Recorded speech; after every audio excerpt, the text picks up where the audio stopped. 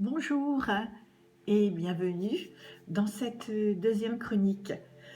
J'espère que vous arrivez à mettre en place chaque jour ces petits moments d'oisiveté propices au mieux-être et à l'estime de soi dont j'ai parlé dans la première chronique. Et surtout, n'hésitez pas à m'en faire part, hein. Voilà, en effet, je souhaite que cet espace soit façonné par vos besoins et vos questions. Il est donc important que vous me fassiez part de vos réflexions, de vos expériences, en allant bien sur mon site et sur ma boîte mail contact@coachingchâteauroux.com. Voilà, et je vous lirai avec un grand plaisir et je vous répondrai aussi bien évidemment.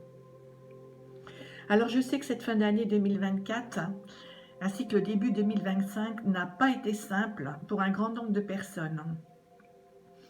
Je n'ai pas échappé, moi aussi, à cette règle du tumulte. J'ai subi un accident et puis aussi le décès de 3 proches et tout ça en un seul mois. Cette année, la note a été un petit peu lourde. Voilà, c'est pourquoi j'ai décidé de faire cette chronique un petit peu particulière.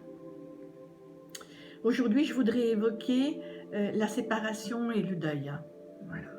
Ce deuil, il est unique, on le sait, chacun le vit à sa façon et en fonction d'une multitude de facteurs. Cependant, à mes yeux en tout cas, je pense qu'une chose est certaine, c'est qu'il ne faut pas s'enfermer dans son deuil, dans sa souffrance, comme dans une prison sans espoir d'en sortir jamais.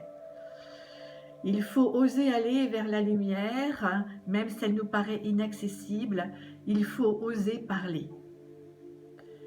Le but ici n'est pas de vouloir guérir ou de faire son deuil. Moi-même, je n'ai jamais vraiment compris le sens de ces mots. Faire son deuil, ça m'a toujours paru un peu obscur. Par contre, avancer dans la vie avec cet événement en plus, ce poids en plus, cette expérience qui transforme à jamais notre univers et ce qui fait que nous ne serons plus jamais la même ou le même, ça me paraît vraiment essentiel.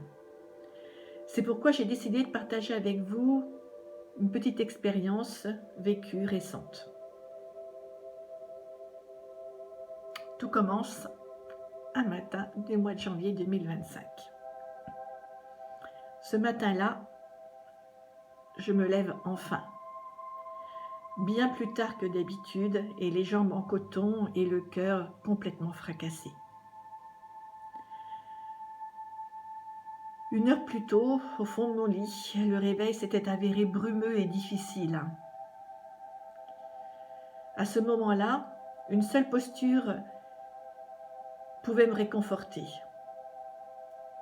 Rester en boule, recroquevillée et blottie tout au creux de mon lit, avec la sensation d'être protégée par ma couette et un oreiller moelleux. Et puis ensuite, c'était juste laisser mon esprit décider pour moi, laisser les souvenirs aller, venir, apparaître, disparaître, au gré de leur fantaisie, mais surtout ne plus décider de rien, ne plus avoir à décider de rien.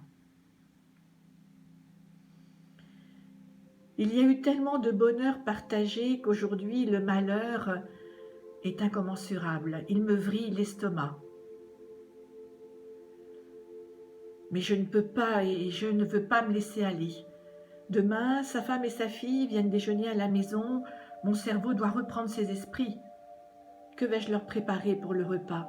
Qu'est-ce qui pourra leur faire plaisir? Elles vont avoir besoin d'un grand réconfort. Et puis toujours allongée, ça y est, c'est reparti. Mes pensées s'agitent à nouveau, les souvenirs reviennent, diffus, se mêlant au bruit de la vie extérieure qui s'immisce dans cette chambre qui est pourtant un lieu clos.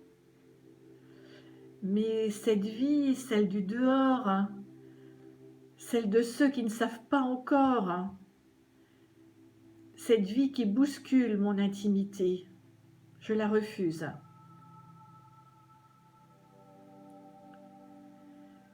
C'est hier que j'ai appris le décès de cet être cher.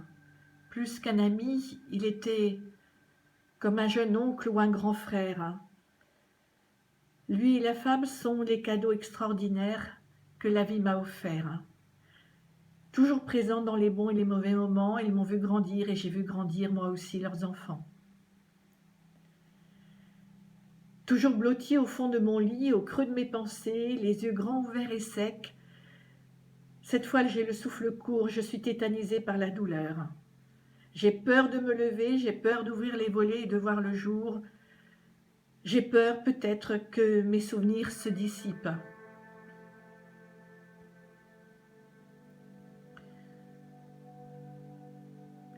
Quelques minutes, un peu plus encore s'écoulent et puis j'ai comme un sursaut. Un sursaut, d'un seul coup je me dis que je veux que ce soit le meilleur qui reste en moi et que ce meilleur laisse en moi des traces indélébiles. Je veux vivre absolument pour rendre tous ces moments immortels, pour que lui aussi soit immortel. Allez, maintenant il faut que je me lève. Les jambes en coton et le cœur fracassé, c'est sûr, mais il faut que je me lève. Il faut que je réfléchisse aux vivants, à sa femme, à sa fille, à ce qui leur fera plaisir. Il faut que j'aille faire des courses. Une fois debout, les larmes s'écoulent enfin au rythme de mes pas. Elles inondent mon visage, mais libèrent aussi quelque chose en moi. Je sais qu'il y aura encore et souvent des moments difficiles. Mais maintenant, j'ai surtout envie de dire merci. Merci pour tout cet amour, merci pour tous ces petits et ces grands bonheurs partagés. Merci d'avoir été toi-même, tout simplement. Je termine ici mon petit récit, mais pour le clôturer, vraiment, j'ai envie d'ajouter que parfois, il faut savoir accepter qu'il n'y ait rien à résoudre, rien à faire finalement. Il faut accepter de se sentir impuissant face à sa propre douleur ou face à la douleur de quelqu'un d'autre. Le seul réconfort, le vrai, se trouve alors au cœur de notre humanité, dans ce qui nous construit vraiment, dans notre capacité à écouter, à éprouver de la compassion avec authenticité. Et puis enfin, dès que c'est possible, il faut oser dire oui à la vie, oser dire merci.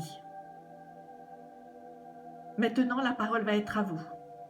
Est-ce que ce récit vous parle? Est-ce qu'il réveille en vous des souvenirs récents ou lointains?